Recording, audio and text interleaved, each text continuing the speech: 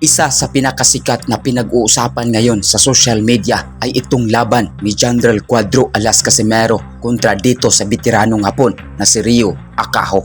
At tinalo pa nga dito ang nalalapit na laban ng tinaguriang The Monster of Japan na Uya Inoue versus Paul Butler. At pinag-uusapan nga ito sa mga sikat at di hamak na mga expert boxing analysis. At sinabing walang duda mananalo itong ating pambato, ang angas ng Pinas, General Cuadro Alas Casimero. Laban nga dito sa veteranong Hapon na si Ryo Akaho. Dahil di hamak at basta-basta ang mga tinalo at itinumba ng ating pambato sa ibabaw ng luna. Kung ating ikumpara ang mga tinalo nitong veteranong Hapon na si Ryo Akaho ay madali lang ito dahil hindi ito kilala at wala pang napatunayan sa mundo ng boxing. Ang mga tinalo nga nitong veteranong Hapon na si Ryo Akaho. At bago magpatuloy ang video na ito, gusto ko ring malaman ang personal opinion at komento mo sa video na ito kung sino ang mananalo sa labanang General Cuadro Alas Casimero versus Ryo Akaho. I-comment mo na yan sa baba at ng ating malaman.